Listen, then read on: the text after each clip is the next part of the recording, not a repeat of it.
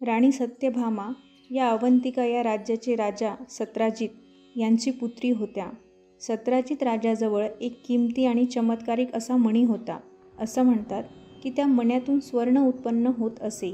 एक दिवस राजा सत्राजितचे भाऊ प्रसेन तो मणी धारण करून शिकारीला गेले. खूप वेळ होऊन गेला, परंतु ते अद्याप महालात परत आले नव्हते. म्हणून राजा सत्राजित यांना वाटले की श्रीकृष्णाने त्यांना मारून त्यांचा मणी चोरी केला आणि या गोष्टीची चर्चा सर्वत्र होऊ लागली. श्रीकृष्णाच्या कानावर ही बातमी आली. श्रीकृष्णाला मात्र खूप वाईट वाटलं की राजा सत्राजित यांनी त्यांना चोर असं ठरवलंय. तसे श्रीकृष्ण उठले आणि राजा सत्राजित यांचे बंधू प्रसेन या शोधण्यासाठी जंगलात निघून गेले. त्यांनी प्रसेन यांना जंगलात खूप शोधलं. बराच वेळ शोध घेतल्यानंतर जंगलाच्या एका बाजूला राजा सत्राजित यांचे बंधू प्रसेन आणि त्यांचा अश्व दोघेही मृतावस्थेत सापडले. श्रीकृष्णाने मण्याचा शोध घेतला तेव्हा त्यांच्या लक्षात आले की तो मणी रामभक्त जांबुवंत यांच्याकडे आहे. श्रीकृष्ण लगेचच तो मणी मिळवण्यासाठी जांबुवंतांकडे गेले, परंतु तो मणी मिळवण्यासाठी त्यांना जांबुवंतासोबत युद्ध करावं लागणार होतं. श्रीकृष्ण आणि जांबुवंत या दोघांमध्ये घनघोर युद्ध झाले. कोणीच मागे हटत नव्हतं. थोड्या वेळाने रामभक्त जांबुवंत यांची शक्ती कमी पडू लागली. ते युद्धात हरू लागले. जांबुवंताच्या लक्षात आले की आता आपला विजय होऊ शकत नाही, आपली शक्ती क्षीण होत चालली आहे. तेव्हा त्यांनी लगेचच प्रभू श्रीराम यांच्या नावाचा धावा करायला सुरुवात केली. तेव्हा मात्र श्रीकृष्णाला युद्ध थांबवून जांबुवंताला राम अवतारात येऊन दर्शन द्यावे लागले. ते पाहून जांबुवंताच्या डोळ्यातून अश्रू वाहू लागले. त्यांनी हात जोडून प्रभूची माफी मागितली आणि तो मणी श्रीकृष्णाला देऊन टाकला. भगवान श्रीकृष्ण मणी घेऊन परत येतात आणि राजा सत्राजितच्या हाती तो मणी सोपवतात. जेव्हा भगवान श्रीकृष्णाने राजा सत्राजितच्या हाती मणी सोपवला तेव्हा राजा सत्राजित यास खूप दुःख झाले. लाजेने त्यांनी मान खाली घातली. आपण श्रीकृष्णावर हत्येचा आणि चोरीचा आळ घेऊन किती मोठा अपराध केला याची जाणीव त्यांना होत होती. त्यांनी केलेल्या चुकीच्या गोष्टीचा पश्चाताप होत होता. ते पुढे झाले आणि श्रीकृष्णापुढे हात जोडून उभे राहिले आणि म्हणाले, हे भगवंता, आम्हाला माफ करा.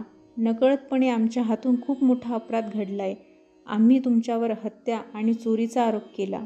आम्हाला या गोष्टीचा पश्चाताप होत आहे. कृपा करून आम्हाला क्षमा करावी आणि प्रायश्चित्त करण्याची संधी द्यावी.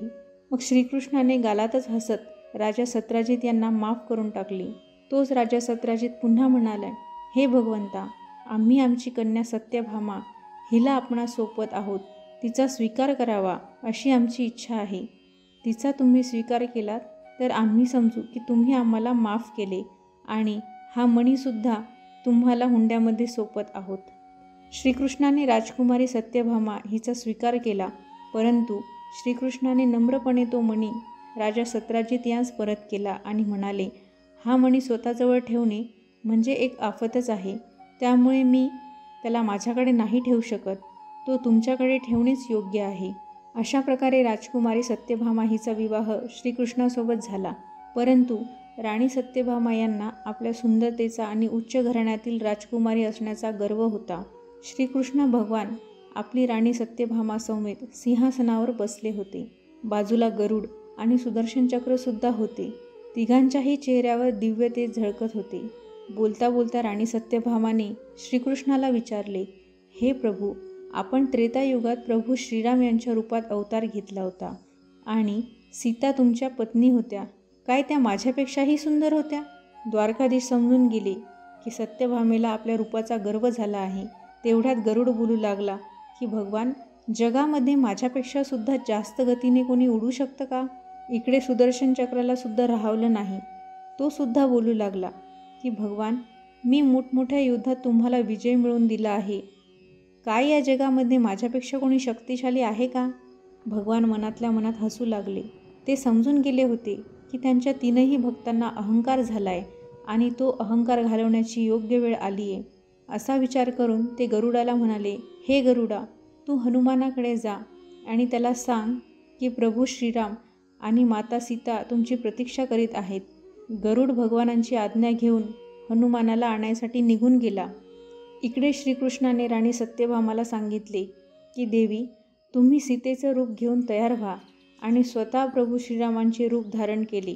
भगवान श्रीकृष्ण सुदर्शन चक्राला आज्ञा देत बोलले, तू महालाच्या प्रवेशद्वारावरच पहारा दे आणि लक्षात ठेव, माझ्या परवानगीशिवाय कोणीही आत आलं नाही पाहिजे. भगवानांची आज्ञा मिळताच सुदर्शन चक्र प्रवेशद्वाराजवळ तैनात झाले. गरुड हनुमानाजवळ पोहोचला आणि म्हणाला, हे वानरश्रेष्ठ भगवान श्रीराम, माता सीता समवेत द्वारकानगरी तुमच्या भेटीची प्रतीक्षा करीत आहेत. तुम्ही माझ्यासोबत चलावे ही विनंती. मी तुम्हाला माझ्या पाठीवर बसवून लवकरच तिकडे घेऊन जाईन. हनुमानाने अगदी विनयपूर्वक गरुडाला सांगितले की तुम्ही व्हा पुढे, मी येतोच. हनुमानाचे बोलणे ऐकून गरुड विचार करू लागले, माहीत नाही हे म्हातारं वानर कधी पोहोचेल. जाऊ दे, मी तर चाललो भगवंताकडे, असा विचार करून गरुड लगेचच तिथून द्वारकेच्या दिशेला उडून निघून गेले.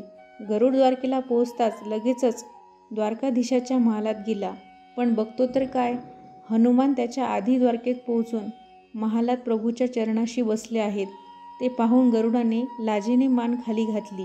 तेवढ्यात प्रभू श्रीरामांनी हनुमानाला विचारले, हे पवनपुत्रा, तू आज्ञा न घेता महालात कसा आलास? तुला प्रवेशद्वारावर कोणी अडवले नाही का? प्रभू श्रीराम यांचे बोल ऐकताच हनुमानाने हात जोडून मान खाली घातली आणि आपल्या मुखातून सुदर्शन चक्र बाहेर काढून प्रभू श्रीरामांसमोर ठेवले. प्रभू, तुम्हाला भेटण्यास येत असताना या चक्राने मला प्रवेशद्वाराजवळ अडवून ठेवले, म्हणून मी त्याला मुखात ठेवून आपले दर्शन घेण्यास आलो. क्षमा असावी. हनुमानाचे उत्तर ऐकताच प्रभू मनातल्या मनात हसू लागले. सुदर्शन चक्रालाही त्याची चूक उमगली होती. आता वेळ होती राणी सत्यभामा यांची. त्यांना अजूनही त्यांच्या रूपाचा गर्व होता. त्यांचा अहंकार अजूनही गेलेला नव्हता. तोच हनुमानाने नम्रपणे हात जोडून प्रभू श्रीरामांना प्रश्न केला की, हे प्रभू, आज आपण माता सीताच्या स्थानी कोणत्या दासीला इतका सन्मान दिला की त्या आज तुमच्या समवेत सिंहासनावर विराजमान आहेत? आता मात्र वेळ आली होती ती राणी सत्यभामाचा अहंकार तुटण्याची. हनुमानाचे बोल ऐकून राणी सत्यभामा यांनी शरमेने मान खाली घातली. राणी सत्यभामा, गरुड आणि सुदर्शन चक्र यांचा अहंकार क्षणात नाहीसा झाला. त्यांच्या डोळ्यातून अश्रूंच्या धारा वाहू लागल्या. त्यांनी केलेल्या गोष्टीचा पश्चाताप होत होता. राणी सत्यभामा, गरुड आणि सुदर्शन चक्र तिघेही प्रभूच्या चरणाजवळ मान खाली घालून बसले आणि माफी मागू लागले. प्रभू श्रीकृष्ण आपल्यामुळे रूपात आले आणि मंदस्मित हास्य करत म्हणाले, जीवनात कधीही कोणत्या गोष्टीचा गर्व नाही केला पाहिजे. जरुरी नाही आहे की जे आज आपल्याकडे आहे ते उद्याही असेल. भगवंताला निस्वार्थ भक्तांची गरज असते, गर्विष्ठ भक्तांची नाही. धन्यवाद.